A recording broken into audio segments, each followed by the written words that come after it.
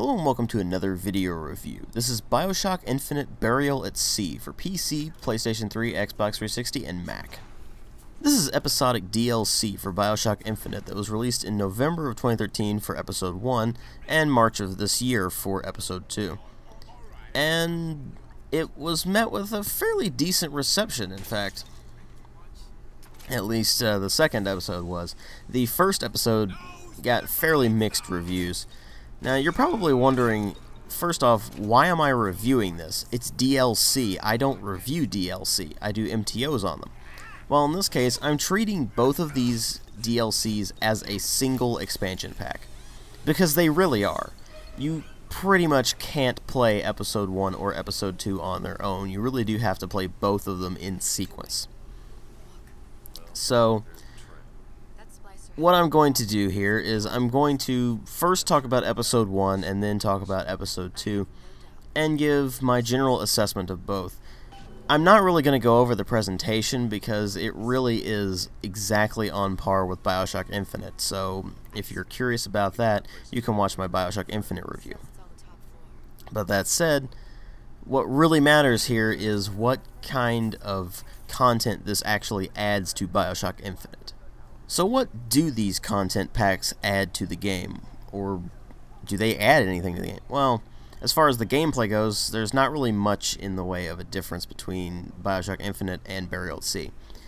The main differences are that in Episode 2 they expanded on the stealth mechanics a bit by adding in a tranquilizer crossbow, which can also shoot noisemakers.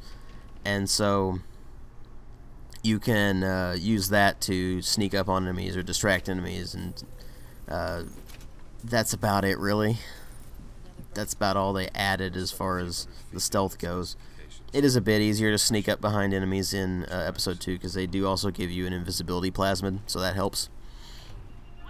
But the main thing that they changed was that instead of just the straight up 2-weapon limit like you had in plain BioShock Infinite, in Burial at Sea you have the 2-weapon slots, but if you hold down the weapon selection button where you can swap between the 2 slots, if you hold that down, it'll bring up a weapon wheel, and then you can select off of the wheel what you actually want in your weapon slots. So that is certainly a great help. Now that said, that does address one of the biggest complaints about BioShock Infinite, but it doesn't address the biggest complaint. It's certainly nice that, I mean, it is a compromise solution between what we had in Infinite and what we have in BioShock 1 and 2, where you had a full arsenal available. It's a compromise, don't get me wrong, but it's something, and it is appreciated. But what they didn't change was that enemies are still bullet sponges, and so that still plagues the combat in this thing.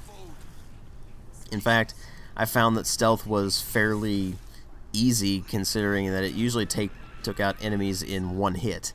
So, as opposed to just having to waste tons of ammo on them, because, I mean, frankly, ammo is very, very limited in this game. So you do have to be very careful with that. It's way more limited than in the base game, in fact. There's less stuff scattered throughout the levels for you to replenish your ammo with and everything like that.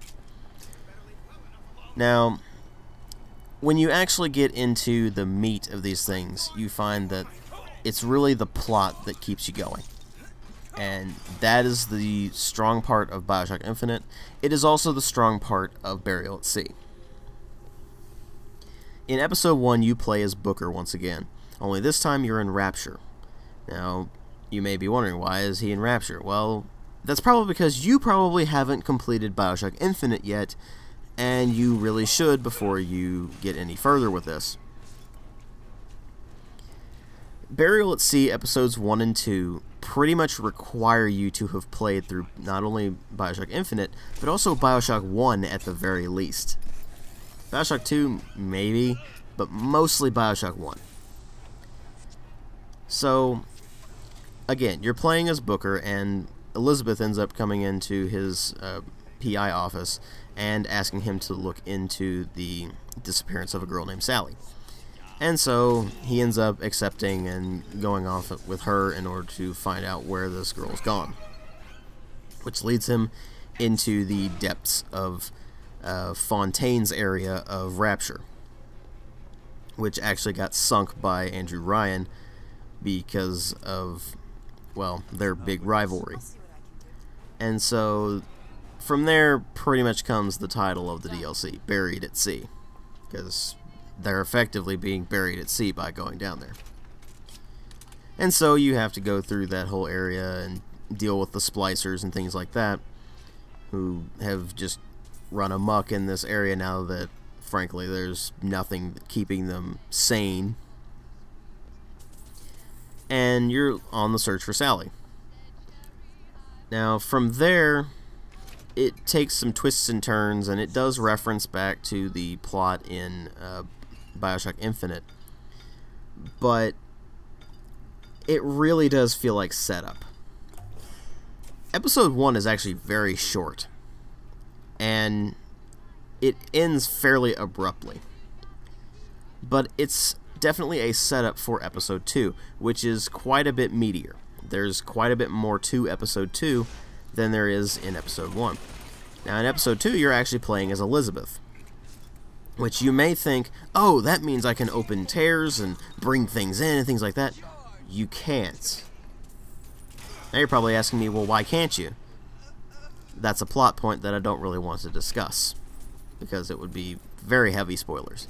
But suffice to say, the plot basically continues the search for Sally, and it gets into more of the nitty-gritty of actually what goes on in BioShock Infinite, let alone in Burial at Sea Episodes 1 and 2.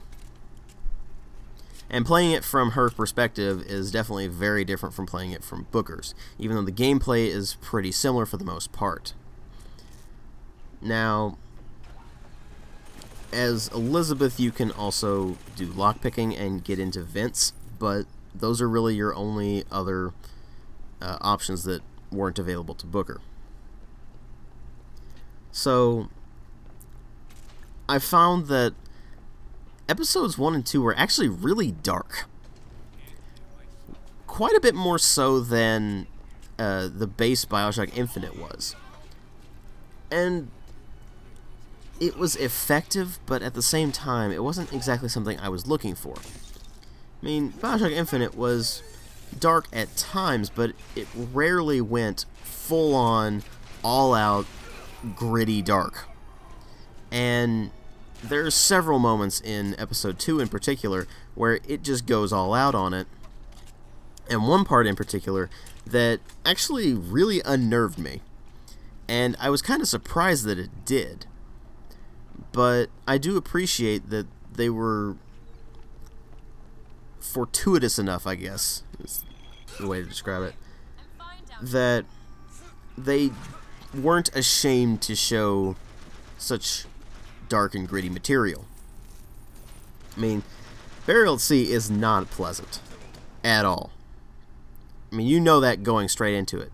The trailers actually made it seem like it was noir.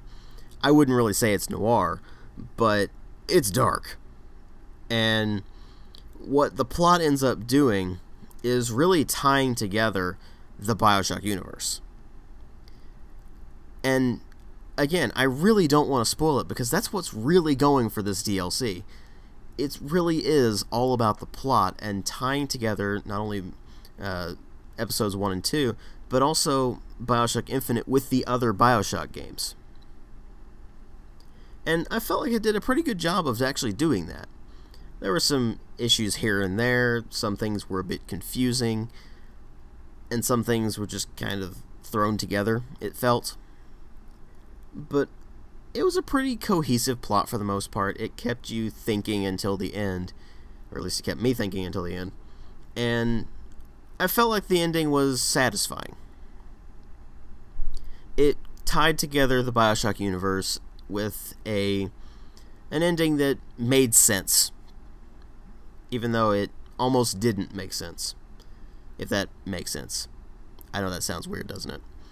That's kind of how BioShock Infinite was, where a lot of people's minds were blown because they felt like it didn't make a whole lot of sense, or it was confusing or something like that. I felt like it made almost too much sense. Now, Burial at Sea doesn't quite do that. There are some things in there that straight up don't make sense.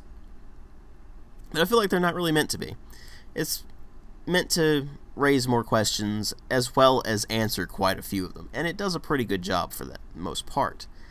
Here's my problem with BioShock Infinite Burial at Sea, though. If you're not a fan of BioShock, if you're not into the plot at all, you will get absolutely nothing out of Burial at Sea. If you don't like the gameplay, you will get absolutely nothing out of it. I mean, I don't like the gameplay, but I like the plot, so obviously I got something out of it. But if you don't like either of them, or if one really outweighs the other for you, in terms of not liking it and it actually interfering with you being able to enjoy the game, you're not really going to get anything out of this. This is something that really is meant more for BioShock fans. People who actually like the story, who are into the plot, who are into the lore, and want to know more about it, want to have questions answered, that sort of thing. This is really for those kind of people. It is not something that I would suggest for everyone. It's one of those kinds of DLCs. It's not bad by any means. Episode 1, admittedly, is the much weaker of the two, and it really does feel like setup, and I can very easily see why it got a mixed reception. But Episode 2 felt pretty full-featured for the most part, and altogether, I would say it's something that BioShock fans should really get.